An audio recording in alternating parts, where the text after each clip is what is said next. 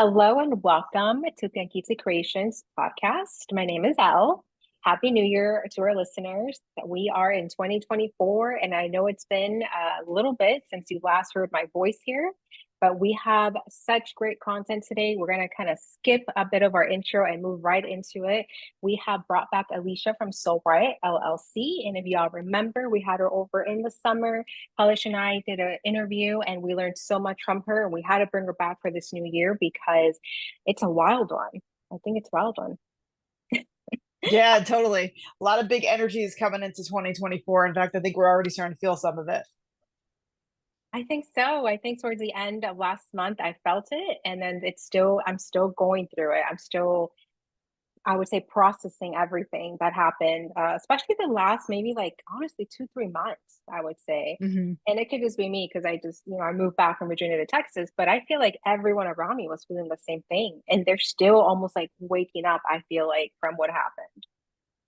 No, it's true. We I think we're now just kind of starting to feel we had two really big moon cycles that were huge. The new moon in Sagittarius, which was all about what a lot of people didn't mention is that I think it was Mercury, if I think back correctly, was passing over the galactic center, and that's like that's the center of our universe essentially. And so like a lot of these truths were coming up about like the action one we want to take going into the new year, the way we want to expand our soul. There were some really big realizations for quite a few people. I'm not surprised you're a Virgo. I'm a Virgo rising. So, like, there was some really big stuff coming up with that. And then around Christmas, we had the Cancer full moon as we kind of got into Capricorn season. And that was all about like our foundations, our family, like we're releasing once and for all, like, I'm not doing this anymore, or this is how my foundation is going to be from here on out. So there were some, for some people, it was okay, just depending on what was going on. For others, it was a little bit bumpier, but it was a nice confirmation because, Pluto is at the 29th degree of Capricorn. We're not going to see this again for a few hundred years. So truly, truly, this is a clean slate, and there's a lot of new stuff that wants to come in. So this way we can be our authentic selves and do what we're here to do. So. Love that authentic self, like just like brand new and really who we are. So Hmm. on my end, I did a little bit of research. I always Hmm. go into my background, back to my roots, and I always go from Aztec to Mayan. And I'm not sure if you know this, but the Aztecs were a little bit more in the north, so like Mexico City. The Mayans were a little bit more Hmm. like somewhere Cancun, a little bit more south. So, but I Hmm. always go both. I do feel like perhaps my ancestry is a little bit more on the Aztec side than the Mayan, but all Hmm. the same, all in Mexico, right? So I did a little bit Yeah. of research just because to see how, and why, and what they celebrated, right? Was there any kind of event maybe similar to ours? I'm sure it wasn't Hmm. fireworks and it wasn't booze and it wasn't, things like that, Right. or maybe, it could have been. But I did learn a few things that I'm going to share with you today. And then, of course, if you have any questions, stop me or, anything like that. But I did have a few notes. Let me go ahead and get started here. So again, we know, right, the Aztecs were around the 14th, 16th century. We have learned many, many things from them. I think anything from like simple things like hot chocolate to Hmm. special, really good cuisine. Like they left us a bunch of things. And we also know they had a bit of a wild side. Yes, they were a bit out there. But back in the day, it was probably needed. That's all they knew. Okay.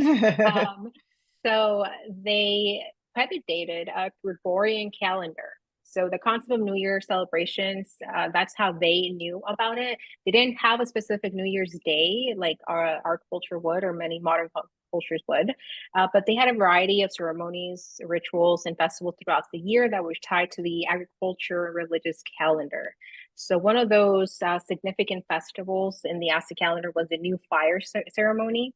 There is Mm. a word for it, and honestly, I looked it up and I just cannot say it. So we're just gonna go with the English version, the New Fire ceremony, which was Hmm. held approximately every 52 years. And this ceremony marked the end of 50-year bundle or century known as the bundle of years or bundles of centuries in Aztec reckoning. So the new fire ceremony was a time of great importance and anxiety for the Aztecs because they believed the world might come to an end unless the gods were Mm, appeased. So during the ceremony, all fires were extinguished and a new sacred fire was kindled on the chest of a sacrificial victim. That's where it says wild side. The symbolic hmm act represented the renewal of time and the continuation of the world. mm, So I feel like that in its own is like everyone's almost like um they want to start the new year with a renewal of some sort. hmm Whatever they didn't get to do the previous year, they're doing it this year. Obviously, for them, it was a little bit more serious, sacrificing someone, but those were their beliefs. And while the Aztecs did not have a specific New Year celebration annually as we do in our times, their calendar system was intricate and had various festivals and ceremonies marking important periods. The New Fire ceremony, in particular, could be considered a type of renewal event that had profound impact on the Aztec worldview. So, and again, they found all this through like archaeological evidence, manuscripts, accounts from Spanish conquistadors and missionaries. We're not happy with those people, but they were the ones that No one is. recollected, yeah, those ideas, those events. And of course, the Aztecs were eventually conquered by the Spanish in the 16th century, leading to significant changes in their culture, practices, and eventual decline of their civilization. So unfortunately, of course, once the Spanish took over these types of festivals, type of events, they weren't seen as much. And there is a little bit of information that I was able to gather as far as like what took place during the New Fire ceremony. So this should be interesting. So like I said, Well, I was extinguishing gonna. of fires. Mhm. Oh yeah, for sure. I was thinking about like this whole idea of like marking time, and now we have the modern clock. And I think it sounds like if they were an agriculture society, they had some sense of different solstices. In fact, I think their pyramids were, if I'm not wrong, their pyramids were aligned a certain way so they would recognize and mark time, not just for the day, but I think also for the time of year it was. And when you were saying ceremony of fire, new fire ceremony rather, it made me think of fireworks essentially, in the sense that even though it's not like fire per se, it's sort of like a very big explosive ceremony to mark this ending a new beginning in a very big way. So that's something that I found to be relatable, and for us as humans I think it's just really important to mark these things. I don't know what it was like. My husband and I were up and at midnight, and I didn't even realize this, but as the ball was dropping in Times Square, we were watching it on TV. All of a sudden, this like weight was lifted off my shoulders. It's like, I made it. Even though it was a really great year, it's just just chugging along and pushing to the finish line. And I think we need that. So, but yeah, so I just thought that I would share that. Right. Very similar experience. It's funny you say that because I was in San Antonio with one of my good friends here, and we were counting down like as they were going to go ahead and let the fireworks go off. And the moment that went off, same, I had a relief. I had like whatever I had on my shoulders was released up in the air with these fireworks. Mhm. And it just felt, you see, you have all the smell of all the, fumes, but it just felt like such a weird, but yet good feeling, to do that, to Yeah. just let it go with the bangs and like the loud and everything. So it's really interesting that you had that experience too from home. No, for sure. And I think that last year was good, but it was also a lot was asked of us. Just especially with the nodal shift into North Node Aries, South Node Libra.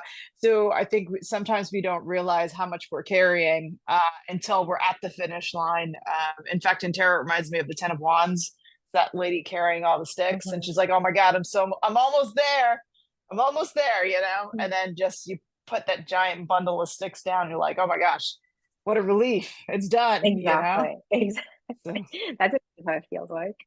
So let's see here. So we're going to go ahead and kind of walk through the new fire ceremonies. So we have the extinguishing of fires. Prior to the ceremony, all fires in the Aztec households and temples were extinguished. This act symbolized the end of the current era and the need for renewal. And then when waiting for the Pleiades. The ceremony was timed to coincide with the reappearance of the Pleiades star cluster in the night sky. And the Aztecs used the reappearance of the celestial cluster, which they associated with the god.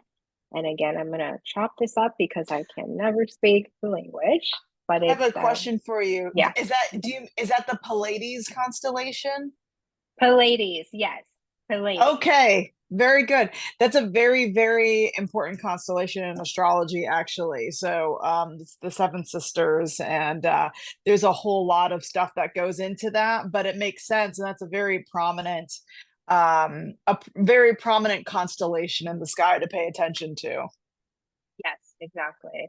So they're all about like the association with like the sky, Hmm. basically.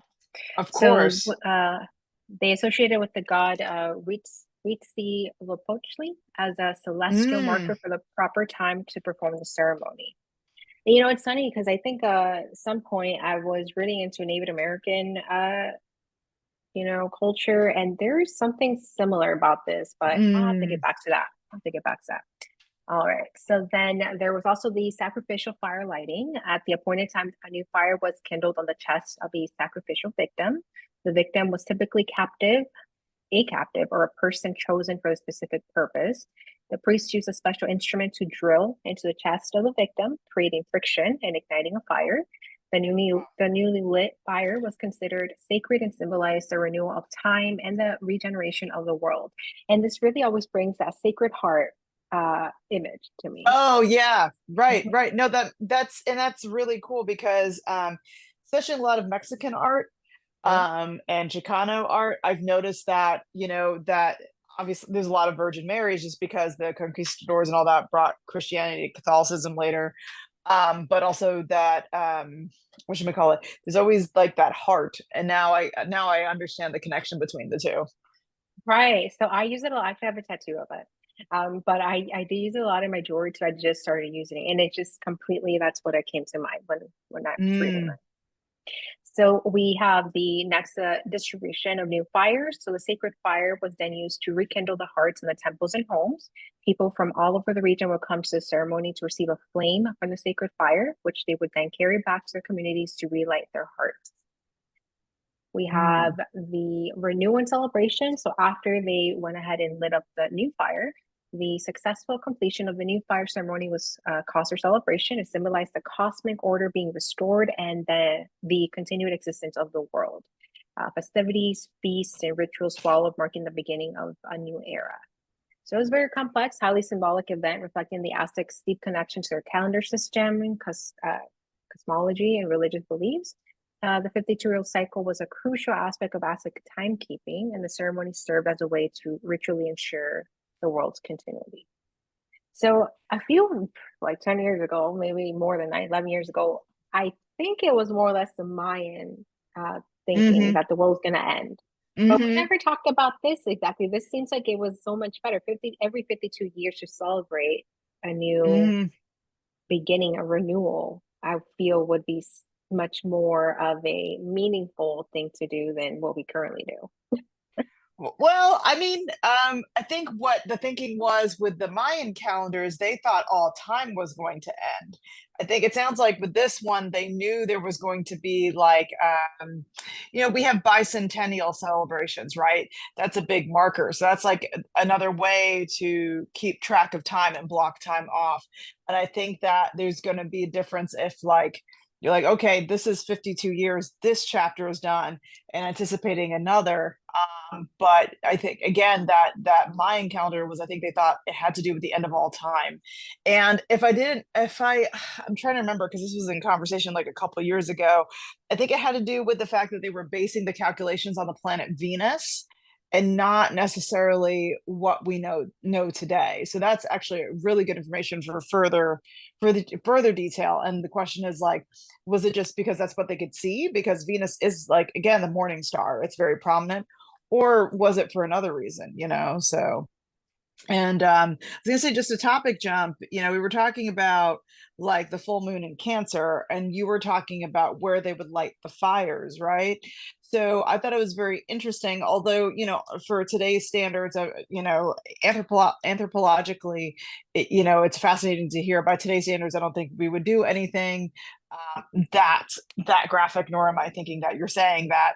But if you think about like how raw and visceral that is, to kind of have the heart, there's nothing that I could think of that's more illuminating or like, I think, visceral, to realize how important the heart is, and now that is the foundation of life in this planet. Like if your heart stops, like there's nothing to keep you going. You could have help with your lungs, which is not easy at all. It's terrible.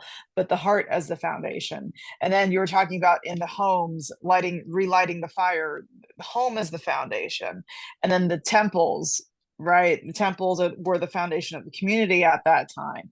So that's super fascinating to me. So in a way, like I think that kind of echoes back to the full moon a little bit. And I think, when I think about crystals, even a lot of Cancer crystals are also heart chakra crystals. So I just thought that was a very interesting connection there. Exactly. I think a lot of what they did was very intentional all the time. Mm-hmm. Anything that there was a reason behind it. Mm-hmm. Yeah. There's a connection even to our brand name, Tenkitsu, which in the Aztec language means marketplace, right? And they would Mm-hmm. actually look at the cosmic sky to see where they should put these marketplaces for their people to come and, Wow. buy what they needed. So they always based it intentionally where they were located, how they were doing it, why they were doing it. So again, it's like one of those things like always be intentional with your purpose. Yeah. No, that's awesome. What I really appreciate about this is like, there's a lot of really popular topics right now, especially in the metaphysical world, or like, metaphysical and sort of like, the occult or horror can overlap. Each one is its own container, and I just love to see how, like, I say that to say because a lot of your podcasts actually have to do with like the paranormal and all this other stuff Mhm. too, so that's why I loop that in. But it's fun to see that this being explored, especially because like there's a lot of stuff day to day that we've adopted, that's from indigenous cultures, to include the two civilizations you mentioned. And it's important to talk about this, and just the connection between their reverence for time and life. And I think that even what it seems like, even though it was a society where sacrifices were commonplace, it makes me wonder if by doing that they wanted to present in forefront just how fragile and sacred life is in itself, during that time period. Oh, exactly. I think the entire research concept of this specific festival and all really made me again make a connection to my own, I Hmm. would say, I want to say level up, and that's because I'm thinking on business right now. Hmm. Yeah.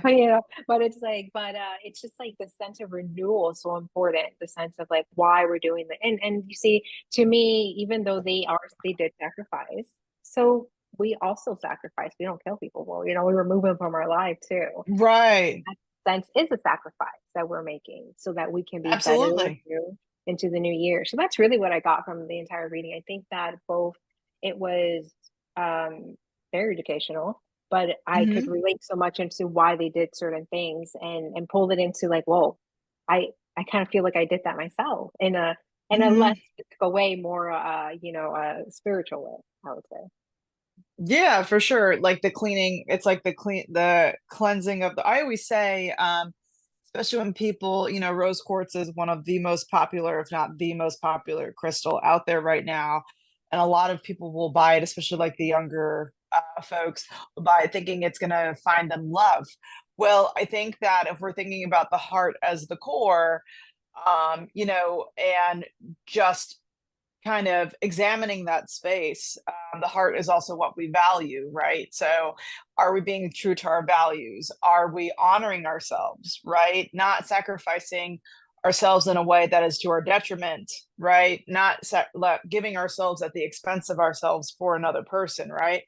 um it makes me think of that, and then like that's your foundation, and then you'll attract, you know, the company that's a vibrational match. Similarly in home, like there's a reason why people donate a bunch of stuff at the end of the year. I'm still purging. I have so much stuff to purge that I haven't had the chance to purge, just because of, having had such a busy life these past few years.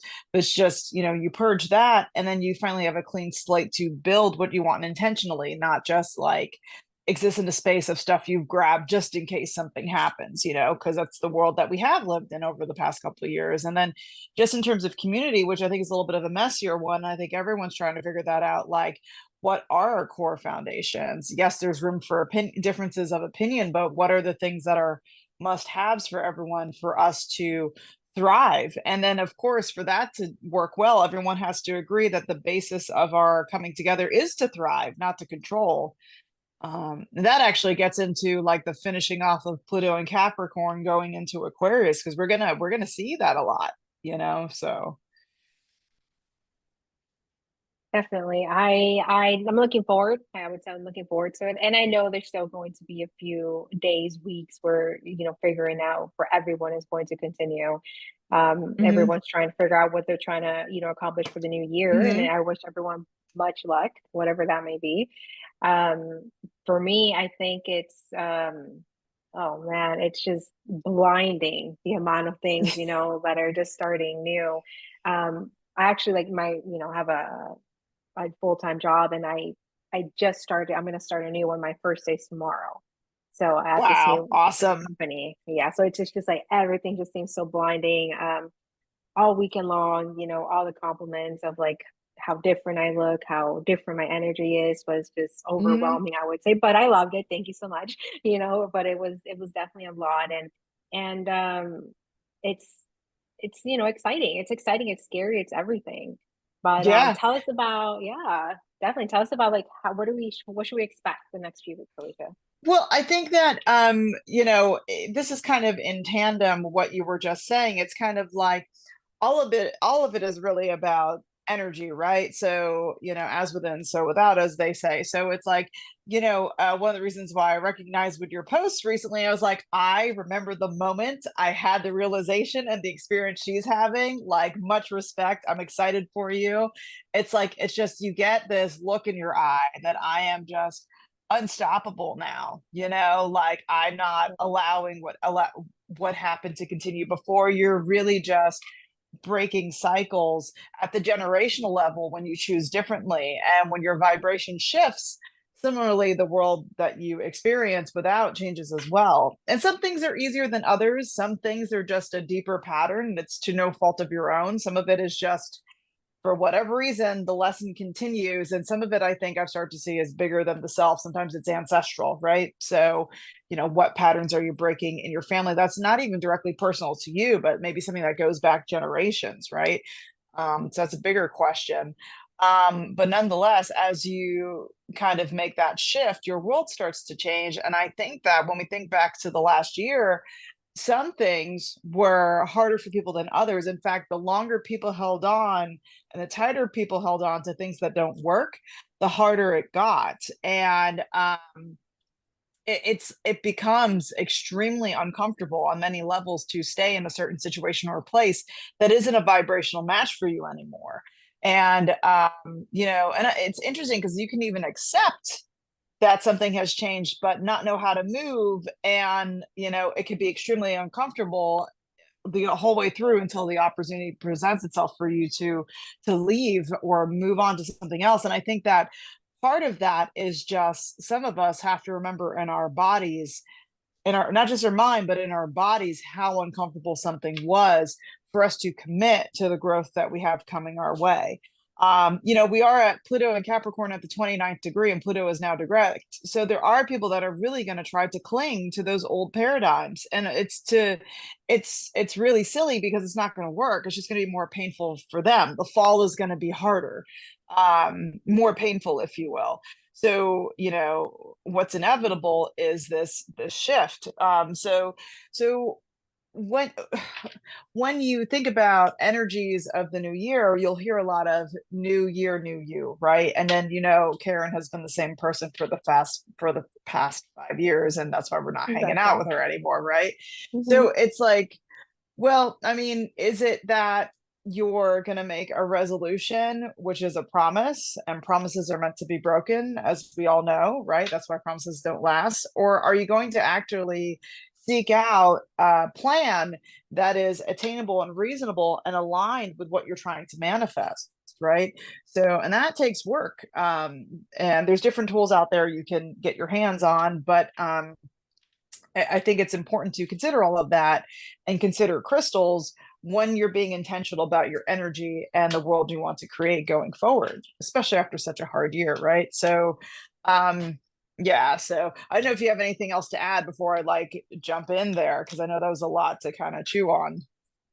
No, I totally believe it. There's gonna be a lot of and I already feel it. I like I've moved on from certain things, certain individuals, right? Situations, and they're like trickling down like with me. Like I feel like they're coming up behind me, like and we have that option to just be continue moving forward and not look back. And so I don't think everyone feels that way, but we always have a choice. And it's funny that you Yeah. do say that about like people having this resolution. I went to the gym this morning at 6 a.m. And I had, an idea I was going to be super busy. All these people are going to start, with I'm going to get fit, I'm going to do this. And actually, it wasn't even packed. It wasn't even packed. So maybe people are not thinking like that anymore. It's a new gym. So maybe there's that. Yeah. But it was interesting. Like immediately I thought everyone's going to be here because everyone's trying to do this, but Right. no, I 100% agree. Like it's going to be, like I said, the next few days, next few weeks are crucial to anyone who's trying to move on from these situations, upgrading themselves because they're going to be tested. I feel like, at least that's how I feel, being tested to see, do you Mhm. really want this new version of you, or is anyone from your past, any situation from your past, going to pull you back? So, Yeah. Well, it's an mhm, invitation to a timeline jump, essentially. mhm, Like a timeline shift, if you will. Right. So I think they say there sometimes the reality you experience is whatever your vibrational match is. And that's loaded in itself, because it implies a certain degree of awareness versus not awareness, and responsibility versus what you're not responsible for. But I would say that in the best interest of the discussion, like going from the pinpoint that, or the place that you are trying to be intentional. You are trying to learn, or well, I don't want to say trying, you are learning about yourself. You are doing the things that make sure that you don't do the same thing again. So let's talk about the continuation of energies that we'll see with us for a good while. Okay. So, for instance, we have the North Node in Aries continuing its journey, and South Node in Libra. So, for those of you who aren't aware, and actually, let me take a step back, because it's very easy for me to jump into astrology, where primarily I do my business is crystals, and I also do birth chart readings rather. And so, what I noticed is part of the reason why I got into crystals was to figure out how to navigate different energies. And what people don't realize is the reason why you're seeking out a crystal is because it's an energetic resource for you to manage, navigate, and respond to an energy, right? So, the biggest one that comes to mind is the full moon. Everybody, even if you don't like, I don't want to even say believe in, but like acknowledge astrology as a valid system for explaining energies, we all know people act crazy on a full moon, right? There's no going against that. Well, if you know that, it's like some people's response is to stay home. Or some people be like, I need to sage my house, which is a smart thing to do, right? Or I need to go to get a crystal so this way I could get through everything. Now, obviously, when you get a crystal, it implies that you're also implementing boundaries and taking actions that align with your best interest in mind, right? So, but it's that kind of thing. So you get ahead of the game by being proactive and knowing what energies are coming up, and then you utilize the crystals to work with your energy field to balance things out, coupled by intentional behavior and planning.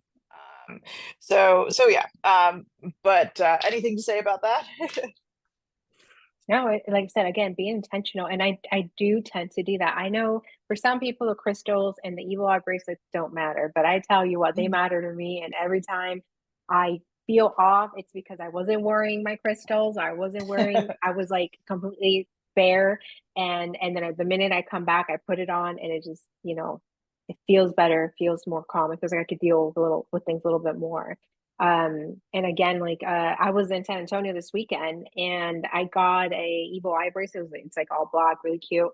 And I put it on, not thinking that that bracelet has been sitting in that shop for so long and probably gathering Mm, all this energy. And the hmm. moment I put it on, I felt weird. And I took that off and I said, Oh yeah. yeah, I need a cleanse and I need to then put it on. No, and and that could go for this is slightly different topic, but like objects as well, that can be a thing too. So when you're thrifting and so on and all that. But that's a valid point, right? The exchange of energy. And that brings me to a larger point. When you're going out without, I would say, at least your crystals, it's like you're energetically vulnerable if you haven't um fully been able to train yourself to deflect other people's energies, because for some people crystals aren't even needed. They're able to control their energy field in such a masterful way that if they go outside, then nothing really touches them, or they're not as susceptible to other people's energies because they've been able to master that protection, grounding, and deflection, if you will.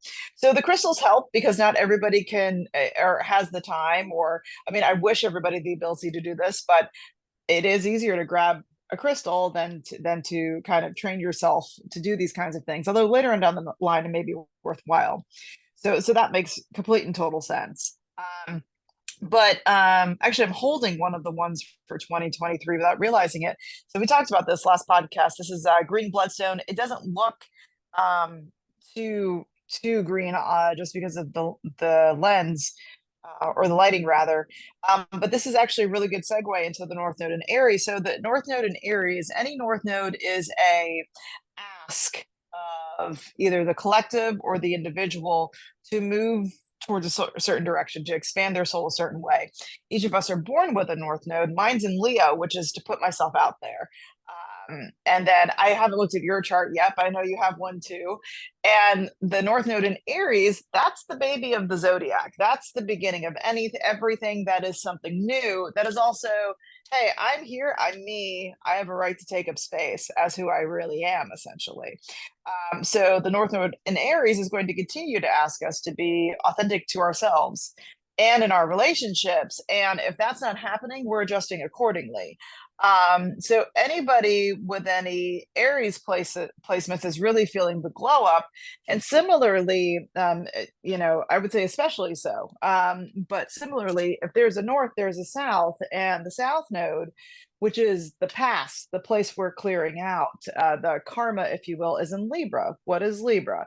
Libra is things that are out of balance. Libra is also the one-on-one relationship. So there was a lot of I've heard someone describe it as you could kind of consider the South Node of broom. There was a lot of that this year. And it takes a lot of discipline and introspection to be able to say, like, it's very easy to be like, fuck you. Like, honestly, I can go 0 to 60, especially if somebody's trampled on my boundaries for a long ass time. I have no issue with that, and I'm known for speaking my mouth, my speaking my mind, and either I'm loved for that or I'm not. That's everybody else's problem what they think. But well, I would say what the South Node in Libra was inviting us to do is to re-examine the concept of boundaries, because you don't always want it to get to that point, right? Where it's like you have to tell somebody to F off, right? You want to learn what boundaries are. So this way, you you can avoid stuff before it gets hairy. But two, also in the moment, people are dynamic, right? So like knowing how to say those things in the moment, so you're not put in situations that you don't want to be in. You don't want your time taken from you in ways that you don't condone, or your personal space for that matter. And then in relationships, this is what I deserve. This is what I need. Are you able to do that with who I am at this moment? Right. So that's really important to consider, that we'll still be doing that in this coming year. And I could get through crystals at the end. I just don't want the message lost. Do you have anything to add for the North Node, South Node, North Node in Aries, South Node in Libra? I don't think so. Yeah, I think it's definitely it starts to get like a lot of information, but you do tend to be like, oh, no, that makes sense. Like because I think that's really what it is. Like you start learning all this information and then you start putting it towards your own life and how you've been feeling, how you should move forward with things. So it is very interesting. Yeah, and I do all this as I make my specialty crystal sets too. So it's like it doesn't matter if it's a moon, it doesn't matter what the transit is. I'm actually looking at the astrology to help everybody navigate. Every crystal on my table was oh crap, this is happening. Let me go look up a crystal and go to the crystal store. Like each one was like each crystal on the table is pretty much a separate trip to a crystal store. So, so instead of being reactive, it's good to be proactive essentially. The next planet we have is Saturn. Saturn is continuing its journey in Pisces. Two energies that typically don't go together or work with each other at all. Saturn is ruled by, Saturn associated with Capricorn. So that is responsibility. It's the boss man, boss lady, entrepreneur. It's we always joke and say it's Big Daddy Capricorn. Like he's he's the one to make sure that you're putting your energy into what is going to be fruitful and pay off over time. It's also been it's in astrology, it's been associated with delays and things and so on, but I think what I'm getting is an invitation to ground certain things and make certain things practical. And the areas when you bring in Pisces include things that are very spiritual, very much that are kind of messy. They don't have a container. And Capricorn's like, no, we're going to put this in a container. We're going to figure this out. Okay. So basically, what comes to mind is things like creative ideas. So we're thinking things like things that we see in dreams, things that are intuitive. Good writers have a lot of Piscean what you call it placements because they're very imaginative, those kinds of things. Like how can we make that real? Do you need to join a writing class? Do you need an outline for your manuscript? What do we need to do to make this real? Do you need to start painting and figuring out like what timeline makes sense for you to finish this painting so you could have your work in a gallery? It's that. It's spiritual practices. How can I look out for my spiritual health on a daily basis where this was denied before? How can I develop my spiritual or my intuitive abilities in a way that's consistent so I can better myself in the collective, right? And then similarly, this also ties into the whole North Node, South Node thing is emotional boundaries. Where have I not been emotionally responsible, right? So if you're looking at the relationship dynamics you've been in, there's a chance that, I mean, no one's perfect, right? Well, maybe I was acting from a place of like a wounded inner child because I've never been with somebody who doesn't exactly replicate my parents, right? Or in what way was I triggered because, if you're neurodivergent, you have sensory overload. I'm not upset with you. It's just my nervous system can't handle all this information, right? So understanding what your role is and if the person's lacking, and even like, oh my gosh, like chores is like the easiest thing, right? Well, where can we come together on what's common ground or how can we set an expectation that this is shared and it's not just for me to do? I think this is somebody everybody can relate to if they have roommates or family or spouses. It's just a commonplace thing, right? Or do we hire a cleaning service or something, which, it's completely up to everybody how they want to handle it, but it's just talking through, right? So emotional responsibility and boundaries, right? What types of emotional behaviors or are we not tolerating anymore? What do we want to grow? How about we shift from a defense to again the offense? Like it's very easy for us to be like, no, no, no, I don't want that, right? But when you go to a restaurant, the first thing you say isn't, no, I don't want that. It's like, man, I want a burger. I just want a really fat, juicy burger because that's what I'm craving. What if we approach the choices in our life like that and adjust it accordingly? Exactly. Again, the word of the day, I feel like for me is intentional. Mm-hmm. Exactly. It's like it's one of those things that I think it took me a while to really not even master. I'm still learning right how to do this. But in the moment of being uncomfortable, in the moment of wanting something, saying so, and not thinking about it a day later in the shower. I should have Yeah. handled that differently. I should have said something differently. That's truly, I think it's something that a lot of us would be able to truly use in our daily lives, whether it's at work or friends or family, really putting ourselves first and allowing us to express ourselves in that way.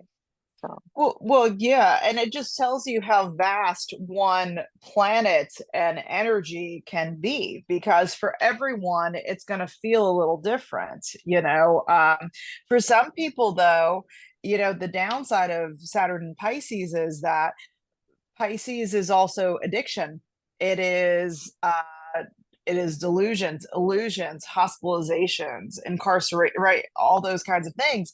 So, it could be that some people are having a really hard time and having some hard lessons, either through avoidance and overindulgence and facing the wrath of the Saturnian energy, if you will. It's like, hey, you're not shaping up, therefore there are consequences with this behavior. It's the school of hard knocks or whatever. And I'm not saying that that's an easy energy to deal with, right? But it could be that. It could be that you stay with a narcissistic partner in the hopes that, oh, one day they'll change. They never do, and you kind of start a whole nother cycle where you're a shell of yourself, essentially, instead of being, part of that. Saturn in Pisces wants us to come into contact with those parts of ourselves that are hard to see, and start to try to see them clearly through these different activities or practices, if you will, whether it is dream journaling or creative writing, or it is like taking out a book from the library, whether it's an ebook or not, about, emotional boundaries and responsibility. Like this generation, like never before, has been like, hey, we're not doing this the same way anymore. It doesn't work. We want and deserve better, right? And that's really just Saturn and Pisces, which is incredible. Um, we've touched on Pluto, next planet. We've touched on Pluto and Aquarius a little bit. I would say it's going to be big. We're going to feel it really, really soon. And remember, Aquarius is an air sign. And I mentioned that we have Jupiter going into Gemini, another air sign. This is just going to be fast, lots of information. And for those of us immutable energies, and Virgo is ruled by Mercury, so you're already attuned to information anyway, right? Anybody who's attuned to information is going to feel a little bit easier, but it's still going to be a lot. And we're going to need to be practical about things. And where Pluto comes in handy is, okay, this is where you were really like had a tight fist on things. You need to loosen up because that didn't work before. You need to bring in more people to make your project successful. You need to own up to what your strength is, and understand that you're part of a larger mosaic, and you're here to disrupt these old structures by being your authentic self, because each of us has a role to play in the collective through our own uniqueness. And it's going to be a little bumpy, as you would say. It's Pluto, it's the energy of Scorpio, which is death, destruction, rebirth.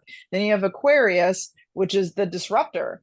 He is, I like to think of Doc from Back to the Future, right? He's the guy who's like, oh my gosh, I just made this revolutionary idea that's going to change how we travel, from here on out, and my car flies and all that. Like, a lot of the people who are used to the old power structure is going to be like, no, we don't want that. That's too different. That's too weird. But Doc's like, this can make things better for everybody. So we're going to have to get comfortable with being uncomfortable and standing in our authenticity. And when we do that, the right people are going to come towards us. And there's going to be a lot of societal overtones with these transits. And I think that just by trying to keep it focused to what we can do in our daily lives, I think that's going to be the best bet to help us navigate everything. And, we've already done some of the footwork with the North Node in Aries, South Node in Libra. We're starting to do the footwork with Saturn in Pisces. It's just a matter of, again, just what else has to go that isn't working, and being kind enough to ourselves to say, this isn't working. I've tried everything. Who else can I talk to about this, right? Because Aquarius is society, it's collective, it's humanity. And there's a lot of technological stuff too, like seeking out technology. You could get like technological resources. I think that's great. Even virtual courses are a wonderful way to just kind of shake things up. And more people are doing that kind of thing to better themselves. Um, But yeah, authenticity is just really important. And it's going to try to set to rebalance everything that's been out of balance, especially when it comes to resources. Remember 3 years ago, all the protests, that's still continuing. Resources, imbalances in power relationally, and everything else. So, and it's a lot of karma too. Yeah. So, oh, by the way, this is a 8 year, which is all about, is it a Scorpio year, essentially, if you think about it. So 8 is power. It's also death, destruction, and rebirth, and it's associated with the Tower card. So what a great way. The Tower card is a really good way to just kind of visualize just what we mean by just letting old things fall so you can build something newer and better. Definitely. But yeah, I have one more planet to talk about. Let me know how we're doing on time. We're good. We're good. Yeah, I think we have like another 10 minutes. So Oh, perfect. Okay. yeah. So this is the big one for the year. So Mhm. we have Jupiter. I mean, think about Jupiter, it's big. It is the planet that represents big. It represents more, it represents expansion. It also represents too much or exacerbation. So it is going into Gemini, which is the first air sign of the zodiac. It is information, the proliferation of sharing information. It is fast. You know, we don't know how to sit. I'm a Gemini. We don't sit still. We do not sit still because we are processing way too many things at once. We've got a lot of energy. So it's fast. It's, I think, learning is going to come into the forefront again. Writing, communication, short distance travel is going to be another thing. Um, what else is it? There's a couple more things here. Voila. So I was thinking about um things in your local community really picking up too, because local community is also Gemini. So all that's going to get a big pickup. It makes me wonder if, you know, prior to a few years ago, if we're going to even forget that happened. I personally won't forget because there's a lot of good lessons that came with it. But I think there's a potential that the activity we're seeing could be that much. And so if you're thinking about it, us mutable signs are accustomed to moving quickly, thinking quickly, etc.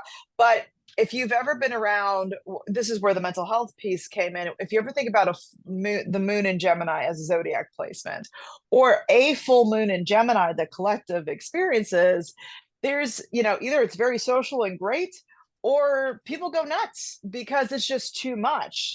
You know, it could be like almost manic, if you will.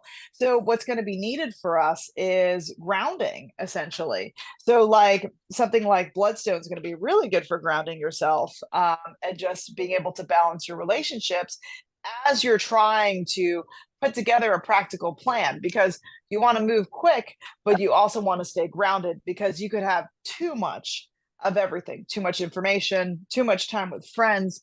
And, you know, Jupiter means to expand and be abundant, but it's kind of like, okay, this is a silly example, but you know, like whack-a-mole at the arcade, you know what I mean? So it's like Yeah. if you hit all of these, you get points. But like, man, I really can't hit all of these. So which one do I hit for the most points so I can get the darn oversized teddy bear that I have my eye on? You know what I mean? Right. So it's that kind of thing. So also like making sure you're taking care of your mental health is going to be so Big important. one. Using Mhm. communication to express yourself and just expanding yourself in a grounded and structured way because it's going to be a lot. You know, a lot of information, a lot of communication. Just having boundaries on your time is just going to be so important as well. Right. On the short travel, it is funny you say that just because I was reading into all these countries now are making it a little bit harder for Americans to travel out. Like you have to have your passport Hmm. and your visa. You have to have Hmm. $2,000 in your bank account. You have to have a special letter as to why you're here. And so it makes sense that Hmm. maybe a lot of us are not going to want to deal with all that and we're just going to stay within our regions and travel, there. So that is very interesting. And the other thing I want to touch too is like a big part of this renewal, this new year. I think it is dire for everyone to find their best way to self care, their best way Hmm. to, bring themselves back. Um, for me, it's a multitude of things. Maybe going to my favorite zoo, reading one of my favorite books, listening to Right. music is a big one for me. Like you can tell my mood by what kind of music I'm listening to that day. And I hope that our listeners do the same. You find that outlet. Your friends, your family, or if you are a bit of a loner and you do things on your own, find whatever you need to do to self care to make sure your mental health is good too. No, for sure. And I was going to say a couple other crystals because we did talk about bloodstone briefly. Bloodstone's also going to be really good if, I mean, think about this. If there's all this energy running around out there and all these people want your attention, all these things, you're going to have to be comfortable with being assertive and saying no, right? And saying yes to the right things. So Bloodstone's going to be really good for that. And you kind of are starting to see how all this layers, and even time wise, it's not an accident that these things are happening. For I was going to say, this is blue crystals are going to be really important next year. So right now I have a really funny piece of blue lace agate that looks like a finger. Love Blue, that. blue lace agate is I have another piece of it too. Blue lace agate is going to be really good because it's very soothing. So it's going to calm all that hectic mental energy, but it's also going to calm the body. And it's very gentle, and it's going to allow you not only to develop your psychic abilities and your creativity, but I think it's going to allow you to express yourself in a gentler but authentic way. So I think that's going to be really good. And the planets I think that it will relate to is going to be the Saturn in Pisces, but also the Jupiter in Gemini. um what was the one? Pluto and Aquarius, I don't have it with me currently, but Angelite is really good. It's a very light baby blue, and that is really good because if you think about it, for the longest time, people thought feelings were in your brain. I mean, that's not necessarily wrong, but you also feel with your body. And there have been books that have come out called like The Body Keeps Score and so on, that your body has a memory in itself, right? So, and it can give you signals, also feeling signals like anxiety, which is interpreted as a feeling and so on.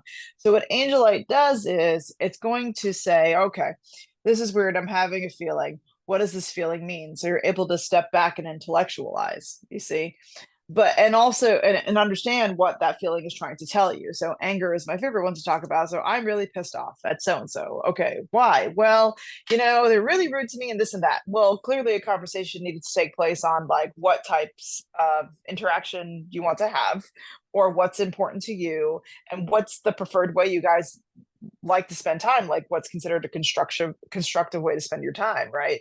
So that's a good one. And similarly, like Aquarians especially, or signs and people who are just very not emotive, they will just be like, oh, feeling's weird, let me just not think about that and just shut that down. Well, you're actually harming yourself by ignoring that. So it lets you kind of be like, okay, all right, so this is what this feeling means, and I can respond accordingly. And then Pisces get a lost in emotion. So, so it helps just balance out, especially those two specific signs. Any grounding crystals are going to be especially good. I'm kind of shying away from obsidian next year just because I feel like things already are quite explosive. But if you feel like that's needed, then go for it. My favorite's actually black tourmaline. And black tourmaline is really good because it transmutes negative energy and makes it positive energy. And it keeps your head clear in stressful situations. A smart move you could do is get crystals that are hybrid. So this is actually rutile quartz or rutilated quartz. So this actually has bits of black tourmaline in it, but also has clear quartz. So it's going to help amplify the effect of this and balance out any energy centers you might have. It'll definitely keep you clear. So those are just some of the crystals I would recommend for 2024. Lots of big energy. I don't know about you. I already have like I have a manuscripting journal. I have a ritual planner. That's the one where you document your card pulls for the day.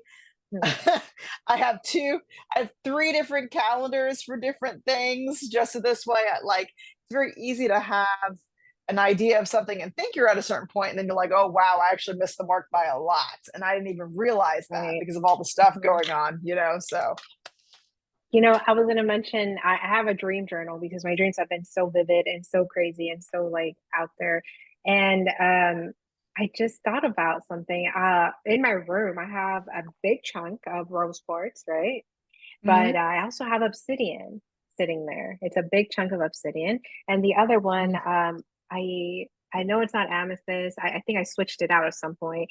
And it's a really big like green one. I think Mary Peridot, maybe?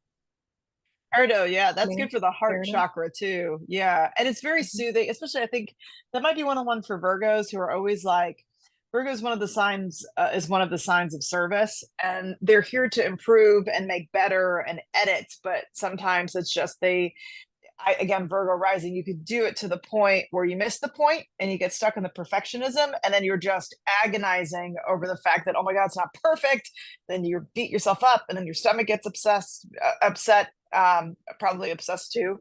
So, you know what I mean? Yes, yes. Obsessed with eating Cheetos to self soothe. But yeah, Right, you right, know, exactly.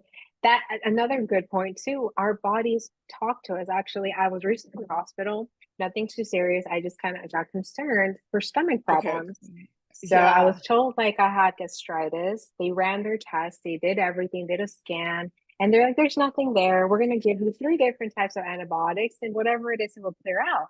And I said, "Huh? How much of this is having to do with what's going on in my life right now, and Yeah. how much is actually physical?" But I'm on three antibiotics. So like it's insane. Yeah. Well, it's funny because Virgos almost always have stomach issues. And it's because a lot of the stuff, like the gut brain connection is what it is. It makes sense. Mhm. So I think that, that self-care is really important. Paying attention to what you're eating is going to be really important. The relaxation, which is I'm so ridiculous. I relax by reading about astrology as if I'm not immersed in it all day. And I just can't stop. Well, I'm grateful that I'm always learning, and I'm considering other ways in which I can tell my body it's safe to relax, and that will be better when we come back to something when we do relax. But I was going to say, I'm not a doctor, but one thing I've learned for your fellow Virgo energy here is taking things like probiotics, lots of ginger for the system is really good, turmeric, and just doing those breathing exercises to where you're able to just tap into your subconscious and just acknowledge certain things, because I think it's the parasympathetic nervous system. Anyway, your body is amping up to tell you like, oh my God, everything's terrible, when it's really Overwhelmed. not. You just need Mhm. to, yeah, it's Chill. overwhelmed, right? We're very good at Mhm. getting overwhelmed.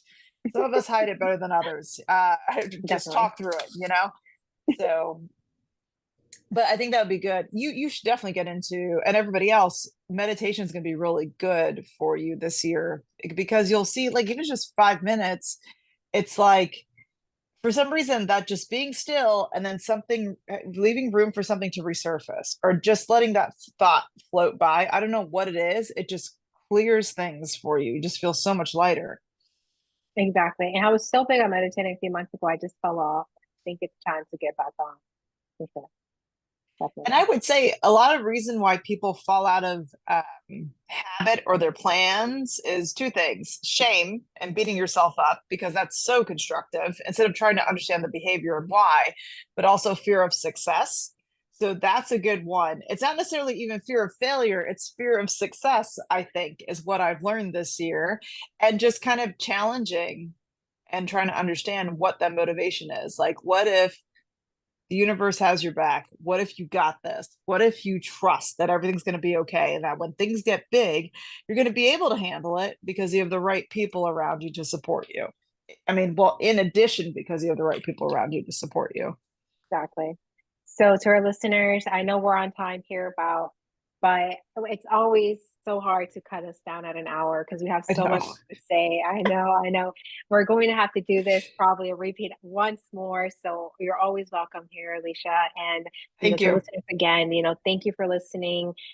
We hope that you learned something from us today. And if you have any questions, you can find Alicia at Soul Riot LLC on Instagram.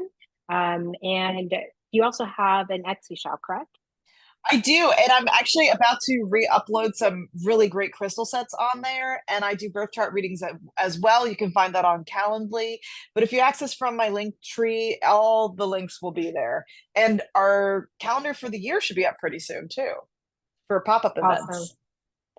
Yeah. Oh my God. I love seeing your videos on Instagram. Like it's always so much. It's so much energy. I love it.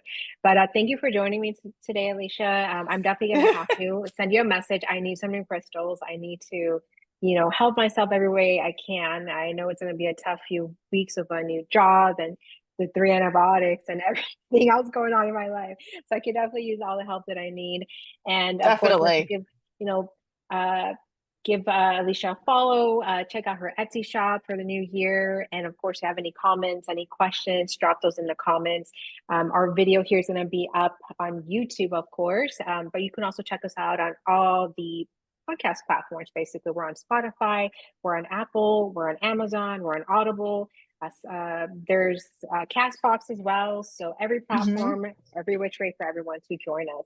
Any last words to our listeners today, Alicia? Yeah, just if things get hairy, just come back to who you are. And sometimes starting out with a working plan and not being afraid to adjust it as you go is completely fine.